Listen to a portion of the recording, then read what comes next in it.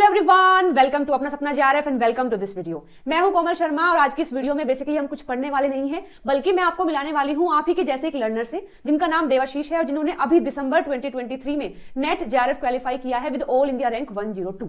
इस वीडियो का मोटिव रहने वाला है कि मैं आप लोगों को बता सकूं कि आप ही के जैसे लर्नर इस पेपर को कैसे क्रैक कर रहे हैं। हो सकता है ये आपका फर्स्ट अटेम्प्ट हो, सेकंड हो, थर्ड हो, आइदर फोर्थ भी हो, व्हाटएवर, लेकिन आप इन लोगों के बारे में जानेंगे, इनकी जो स्ट्रेटेजी है उसको अगर समझेंगे तो आपको भी काफी बेनिफिट मिल सकता है। आप काफी मोटिवेटेड फील कर सकते हैं और इंस्पिरेशन भी आपको मिलेगा कि जब ये लोग कर सकते हैं तो हम भी कर सकते हैं। देखो, जिस भी फील्ड में हम काम कर रहे होते हैं उस फील्ड के जो कामयाब बंदे हैं उनके बारे में जानना हमारे लिए जरूरी हो जाता है, ताकि हम भी देख सकें कि वो कैसे कामयाब हुए हैं और हम कैसे कामयाब नहीं हो पाए हैं, क्या कमी रह गई है, किन चीजों में हम सुधार कर सकते हैं ताकि हम भी कामयाब हो जाए। तो इस वीडियो का मोटिव केवल इतना ही रहने वाला है ताकि आपको पता लग जाए कि आसपास के जो लोग हैं जो इस पेपर को क्रैक कर रहे हैं उनकी क्या विचारधारा है, वो किस तरीके से तैयारी कर रहे हैं। ठीक है, चलिए तो स्टार्ट करते हैं उनका interview. Hello Devashish, welcome to this video and कैसे हैं आप? गुड इवनिंग मैम, जय जगन्नाथ। मैं बढ़िया हूँ और मैं अच्छा हूँ मैम। आप कैसे हो? मैं बहुत अच्छी हूँ और सबसे पहले मैं तुम्हें बहुत सारी बधाइयाँ देना चाहती हूँ कि तुमने बहुत ही अच्छी रैंक के साथ में ये पेपर क्रैक किया है। तुम्हें ये जानकर कैसे लगता है कि तुमने ये पेपर क्रैक कर दिया है? Thank you ma'am. मैं पहले तो आपको धन्यवाद देना चाहूँगा मेरे जर्नी में एक महत्वपूर्ण भूमिका निभाने के लिए।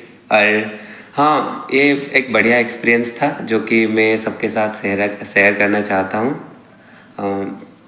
पहले तो मेरा जो एक्सपेक्टेशन था कि इतना बड़ा पेपर है, कैसे होगा, मेरा क्रैक होगा कि नहीं। स्टूडेंट्स को लग जाता है 3 साल, 2 साल, 4 साल ऐसे। तो कैसे एमएससी के अंदर होना लगभग जो बोलते हैं सीनियर्स की इम्पॉसिबल है, वो पॉसिबल कर लिया। तो वो एक बहुत बड़ी अचीवमेंट है तुम्हारे लिए। हाँ हाँ, बिल्कुल। अच्छा, तो तुम सबसे पहले ये बताइए कि तुम्हारा स्कोर और रैंक और परसेंटाइल कितना रहा है इस एग्जाम में? पहले मेरा स्कोर के बात करूँ तो मेरा पहले 114 मार्क आया था और फाइनल स्कोर कार्ड के हिसाब फाइनल जो आंसर की उसके हिसाब से 106.5 मार्क ऐसा आया था रॉ स्कोर। और मेरा परसेंटाइल था 99.43666 और मेरा जो रैंक है all India rank 102। Very good, excellent. और ये तुम्हारा कौन सा अटेम्प्ट है?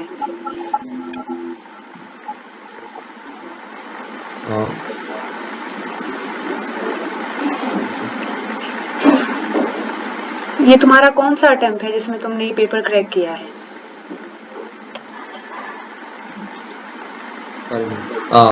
ये मेरा मैम, क्या ये क्वेश्चन आप दोबारा से पूछ सकते हैं क्योंकि हाँ मेरा ठीक थोड़ा है। हाँ, मैं ये कह रही हूँ कि ये तुम्हारा कौन सा अटेम्प्ट है जिसमें तुमने ये एग्जाम क्रैक किया है?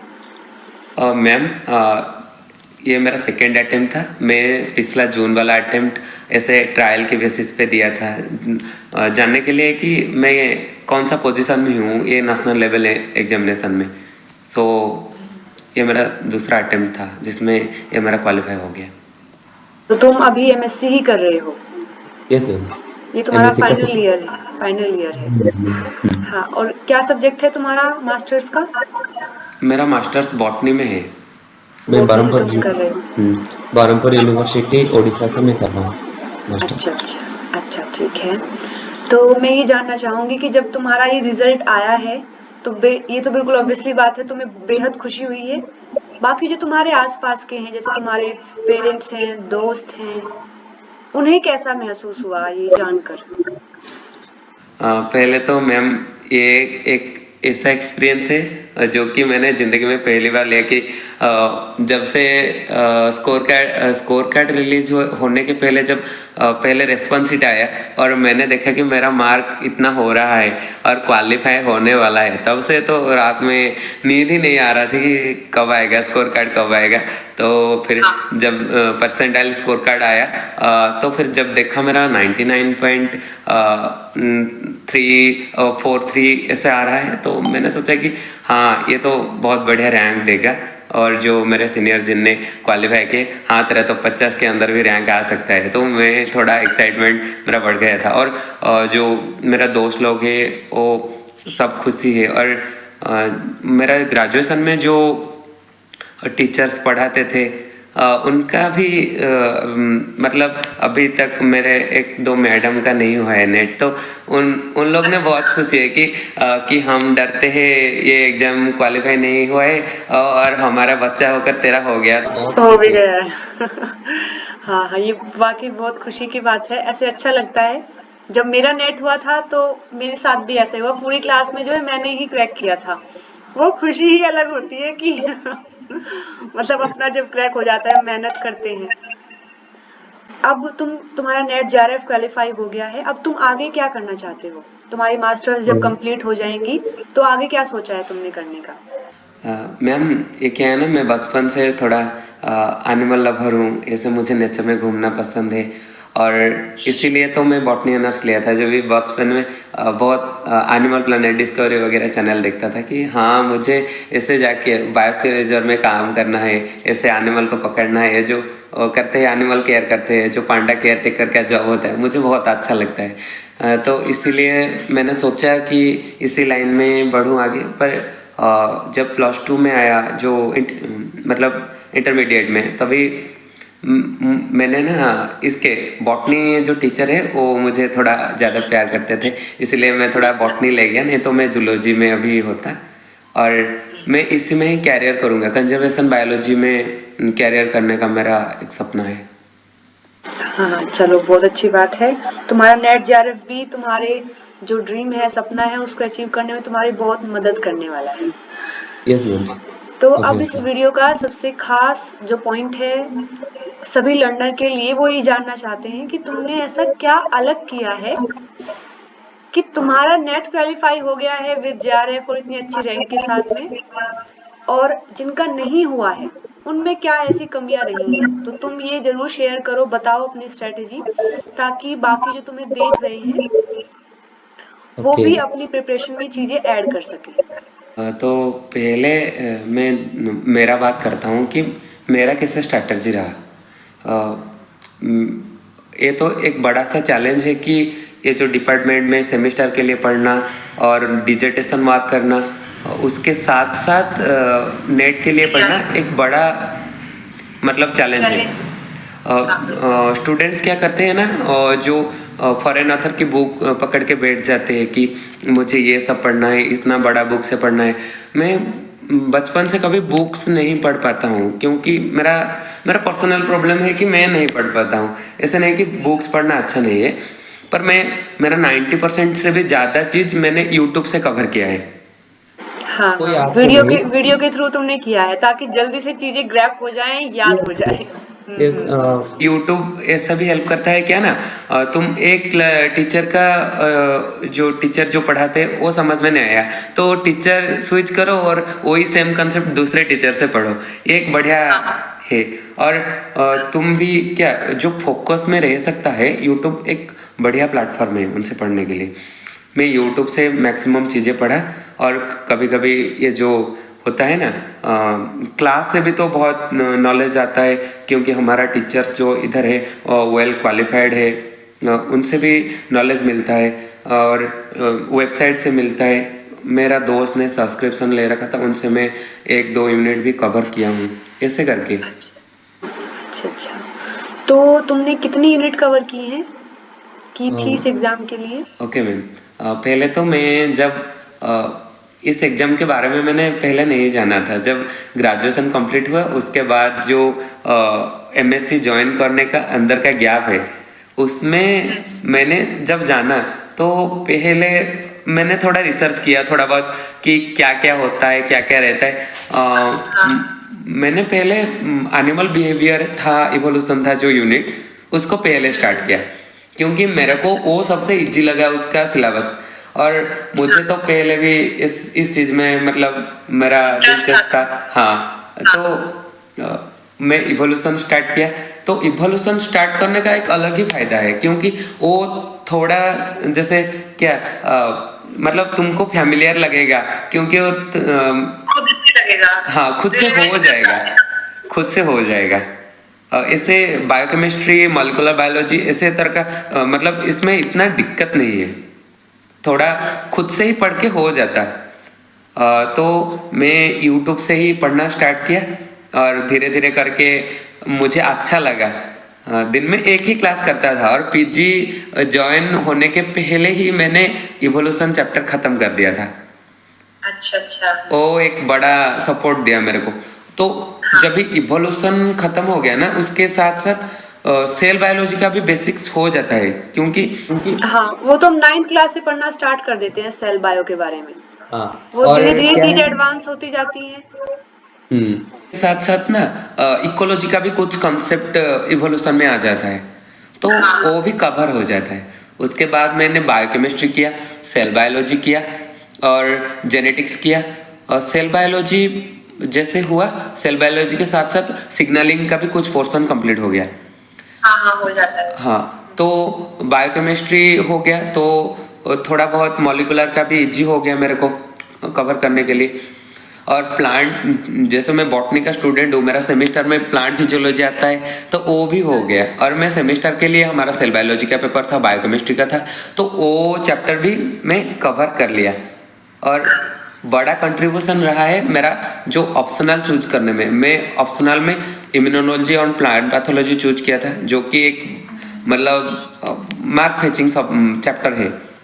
और दूसरा है मेरा जो सीबीसीटी पेपर है, दूसरा डिपार्टमेंट में पढ़ सकते हो, वो मैं जूलॉजी पेपर ऑप्ट किया था, जिसमें कंजर्वेशन बायोलॉजी से क्वेश्चन आया और डाइवर्सिटी से क्वेश्चन आया, इकोलॉजी का भी मैं वो सब कर पाया इजीली। और पार्ट ए के बारे में तुमने क्या किया? मैम, पार्ट ए के लिए उतना तो मुझे कुछ मतलब स्पेसिफिक मेहनत मैंने किया नहीं। और क्योंकि मेरा पहले से पार्ट ए अच्छा था, थोड़ा मैं ग्रेजुएशन के टाइम में रीजनिंग वगैरह कर देता था, कर लेता था, तो मुझे अच्छा लगता था वो करने के लिए। इस बार तो मेरा सेमेस्टर और जो नेट का एग्जाम, इसके बीच में सिर्फ 10 दिन का ही अंतर था, तो मैं सोच रहा था कि एग्जाम नहीं दूँ, इसलिए मैं तो पार्ट ए भी कवर नहीं किया और बस रिवीजन ही किया जितना पढ़ा था। और पार्ट ए में मेरा 14 मार्क आया है इस बार। ये वाकई बहुत अच्छा मार्क्स तुमने स्कोर किया है पार्टी में। पार्टी काफी बेहतरीन रोल प्ले करता है हमारे एग्जाम में। Negative ma'am. मार्किंग जो होती है बाकी पार्ट बी में और सी में, वो ओवरकम हो जाती है पार्ट ए के मार्क्स से।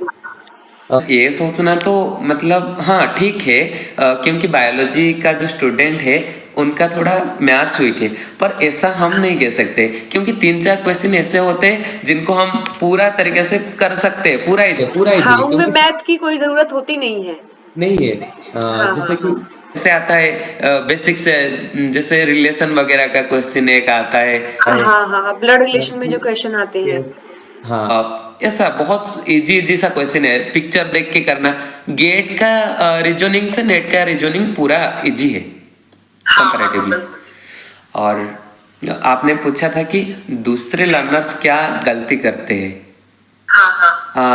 उसके आंसर में मैं ये कहना चाहूँगा कि एक बात, हमारा टीचर जो सीनियर प्रोफेसर थे, रिटायर्ड हो गए, उनने एक बात बोला था कि it's never too late to start. बहुत सही बात है। बहुत कहना चाहूंगा कि सब सोचते हैं कि अभी 10 दिन एग्जाम है, 10 दिन में एग्जाम है, क्या कर सकते हैं।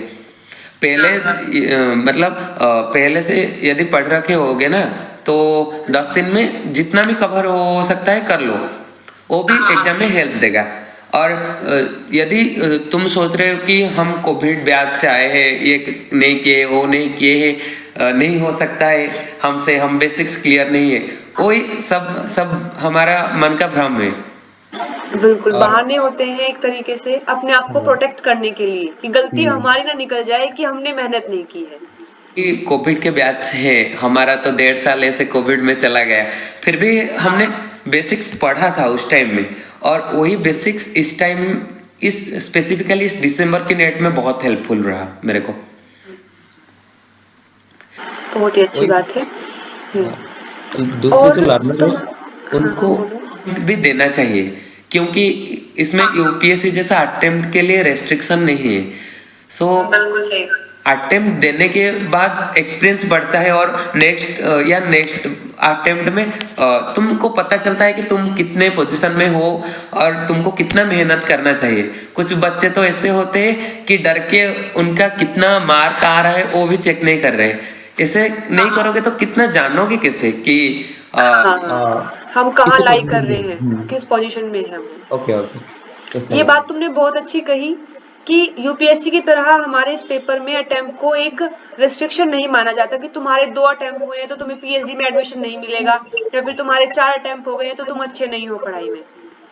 यस ऐसा यहाँ नहीं है। तो मैं भी यही कहना चाहूंगी कि जब तुम एलिजिबल हो जाते हैं पेपर देने के लिए तभी से पेपर देना स्टार्ट करो, क्योंकि एग्जाम हॉल का जो एक्सपीरियंस है वो भी काफी जरूरी है हमारी प्रिपरेशन के दौरान। यस हमें मैम पता होना चाहिए कि हम जितना पढ़ते हैं क्या हम उन 3 घंटों में वो अप्लाई कर पा रहे हैं या नहीं, और ये कैसे पता लगेगा जब हम एग्जाम देंगे। Yes ma'am. है ना? और एक बात, जो एमएससी के स्टूडेंट होते हैं उनको लगता है कि ये एग्जाम नहीं हो सकता है, हम एमएससी के बाद कोचिंग लेंगे और स्टार्ट करेंगे। ये बात पूरा गलत है, क्योंकि एमएससी के मैं मेरा पर्सनल एक्सपीरियंस बोल रहा हूँ कि मैं एक एनएसएस का वॉलंटियर हूँ। उसमें मैं बहुत टाइम देता हूँ, जो मेरा एक्स्ट्रा टाइम है मैं उसमें देता हूँ।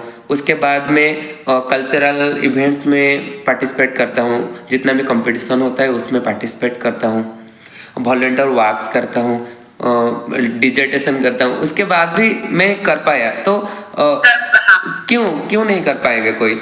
मैं तो बहुत कम टाइम दिया हूँ पढ़ाई में। ऐसे नहीं कि मैं दिन में 10-10 घंटे पढ़ता था, ये झूठ है पूरा। मैं ऐसा बोलूँगा तो मतलब अच्छा नहीं होगा, क्योंकि भगवान का जो आशीर्वाद है वो है। ऐसा नहीं कि नहीं पढ़ा हूँ, क्योंकि जब भी मेरे को फ्री टाइम मिलता था संडे वगैरह में, जिसमें हमारा दोस्त लोग जाते हैं, मूवी चले जाते हैं, कोई किसके साथ बात करता है, मैं उस टाइम में दिन में 4 क्लास तक मैं कर लेता था। 8 घंटे तक तो मैं पढ़ देता था। उतना नहीं कि 5 क्लास करोगे, ऐसे सिलेबस कंप्लीट करना, ऐसे कोई मतलब नहीं है। मतलब जैसे कि जेनेटिक्स जैसा चैप्टर है जिसको इजीली कवर किया जा सकता है, उसको कम दिन में मैं तो जेनेटिक्स 6 दिन में कंप्लीट किया। वो पूरा का पूरा पेपर मैंने कंप्लीट किया, क्योंकि मेरा जेनेटिक्स पहले से स्ट्रांग था और मैं बस कवर करते चला। और जेनेटिक्स से भी इस बार जितना क्वेश्चन आया मैं सब मेरा ठीक हो गया। मुझे पर्सनली थोड़ा सेल बायोलॉजी को थोड़ा टाइम ज़्यादा देना पड़ा और बायोकेमिस्ट्री को थोड़ा ज़्यादा टाइम देना पड़ा। अच्छा। नहीं तो और सब कम दिन, 15 दिन ऐसे करके मेरा हो जाता था। तो मतलब तुम्हारे इस जर्नी से ये पता लगा है कि जरूरी नहीं है कि हम 10-10 घंटे पढ़ें। जरूरी ये है कि जिस टाइम हम पढ़ रहे हैं उस टाइम पूरा फोकस अपनी स्टडी पे होना चाहिए, पूरा क्वालिटी से पढ़ना चाहिए। मैम वो भी एक बात है कि सब्सक्रिप्शन लेना भी बहुत इम्पोर्टेंट नहीं है। जैसे कि ऐसे था कि इतना नहीं कि मैं अफोर्ड नहीं कर सकता था, मैं ऐसे ही कैजुअली पढ़ रहा था यूट्यूब से। और मेरा एक पर्सनल एक्सपीरियंस मेरा स्ट्रैटेजी में मैं शेयर करना चाहूँगा। जो भी पढ़ रहे हो और जो भी टारगेट हो वो उसको लिखो पहले और उसको टिक मारते चलो।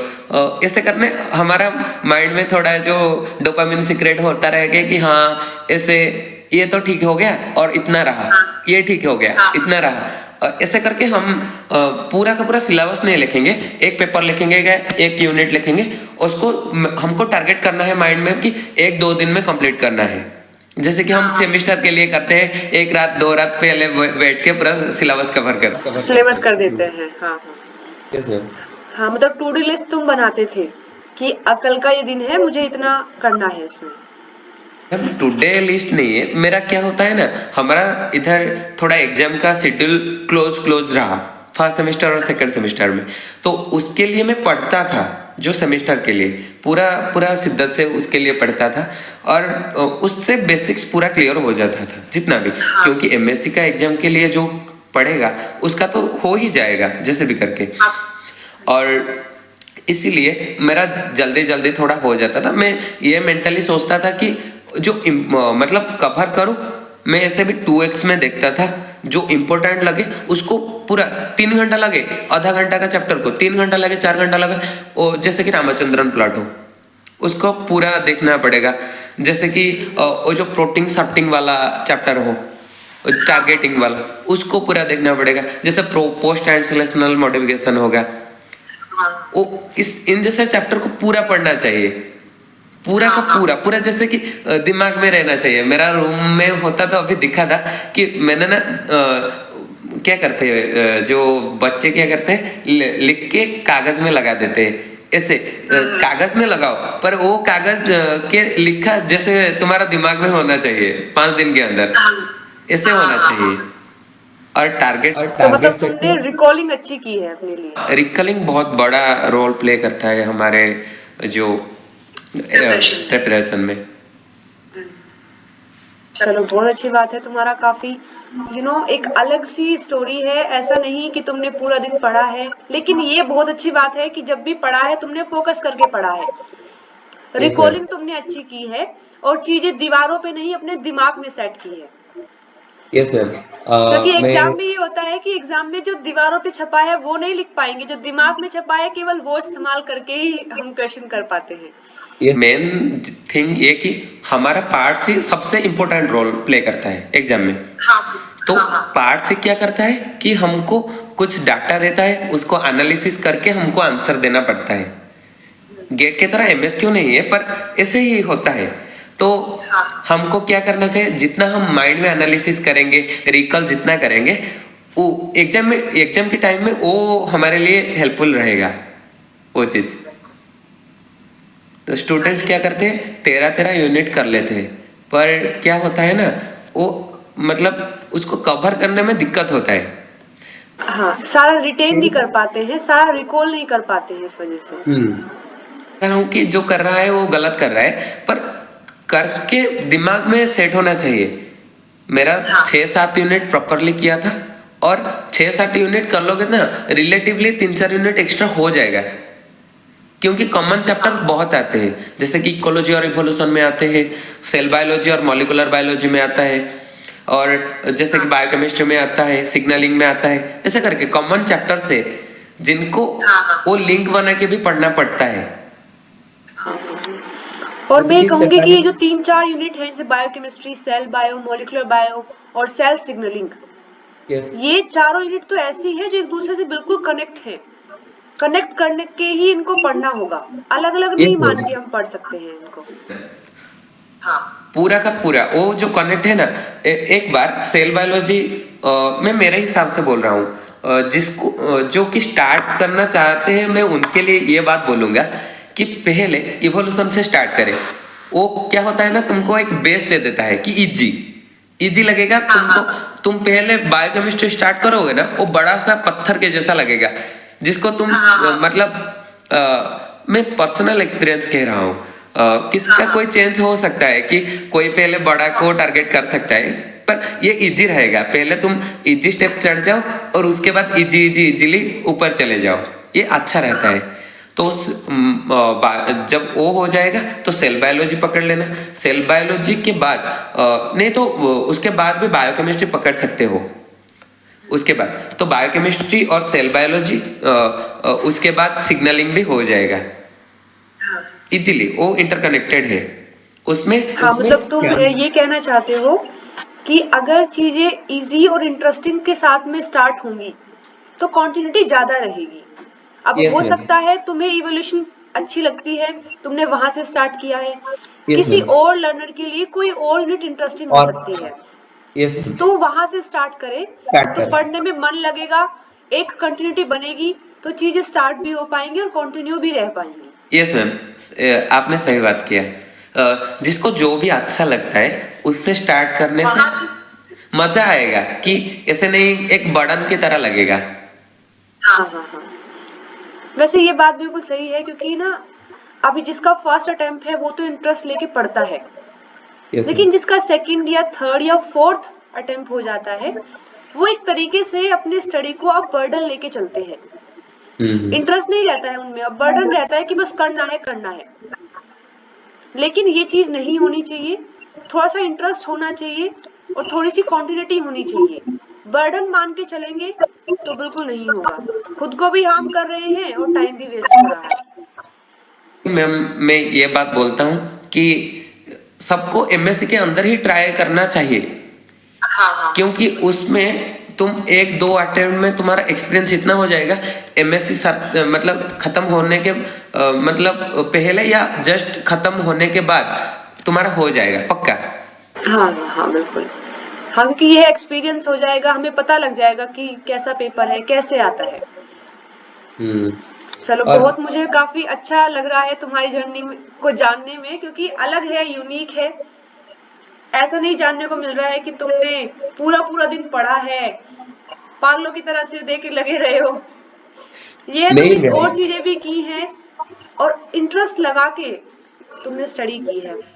यस मैम, मैं मेरा पर्सनल एक्सपीरियंस कहूँगा कि मेरे भी फ्रेंड्स थे दूसरे डिपार्टमेंट का जो भी लाइफ साइंस का एग्जाम प्रिपेयर कर रहे हैं, कि मेरा डिपार्टमेंट में भी वो तो क्लास तक नहीं आते थे, वो मतलब अच्छा करते थे खुद के लिए, डिजर्टेशन वर्क छोड़ के वो सेमिस्टर के लिए भी इतना फोकस नहीं रहते।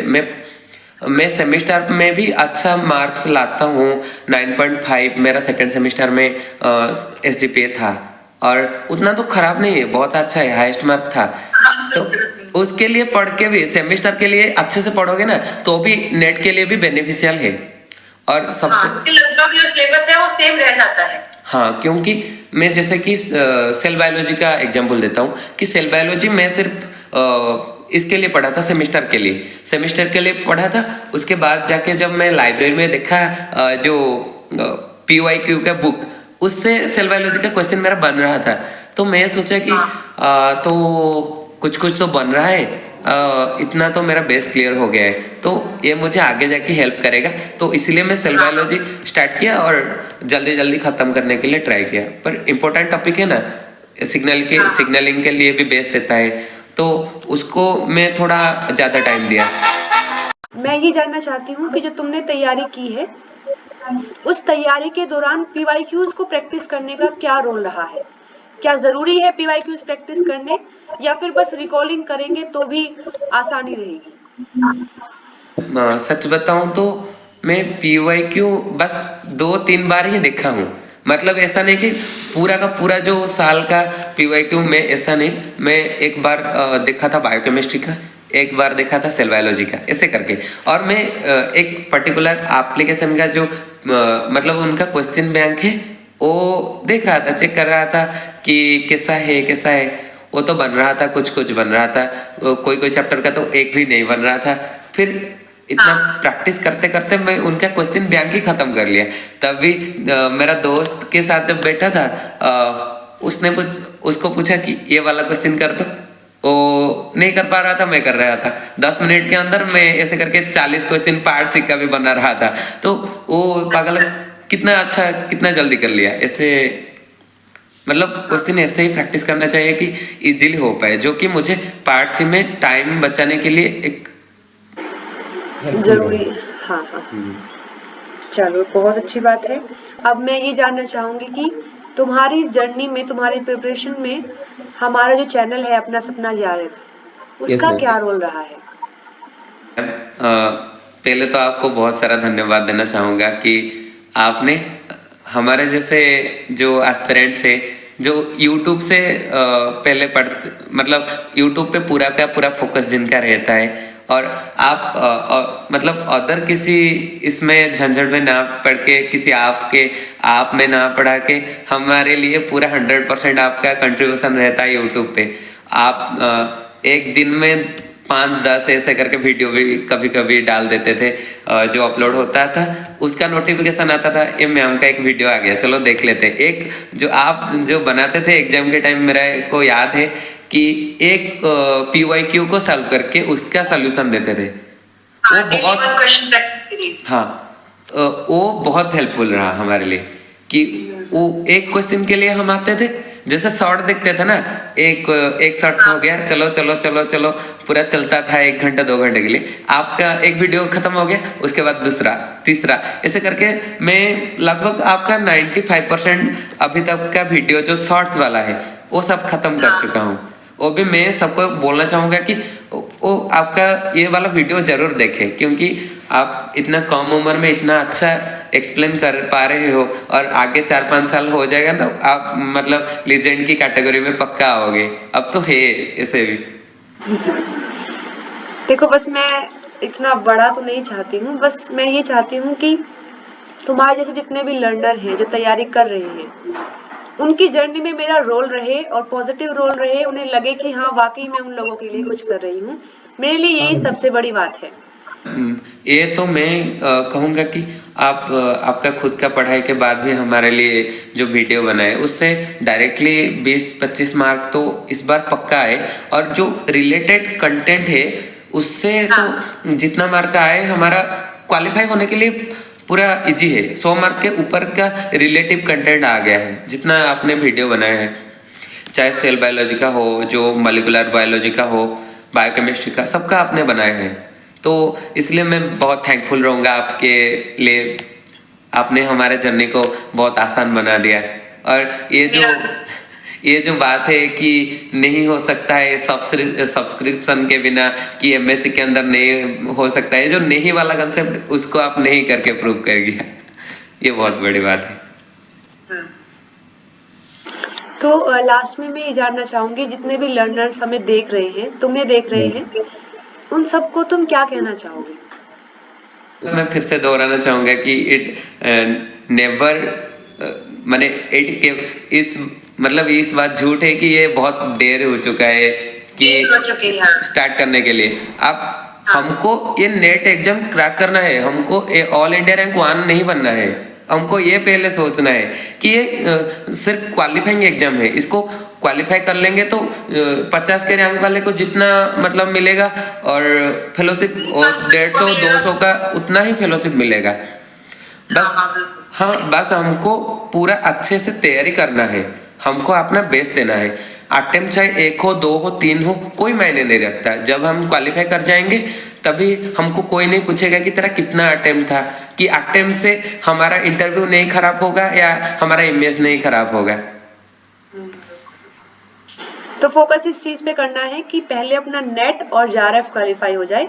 रैंक अच्छी आती है तो बहुत अच्छी बात है, रैंक थोड़ी कम भी आती है तो भी कोई दिक्कत नहीं। और जो मतलब दोस्त लोग हैं कि जो है उनसे मैं ये कहना चाहूँगा कि डिमोरलाइज मत होना चाहिए।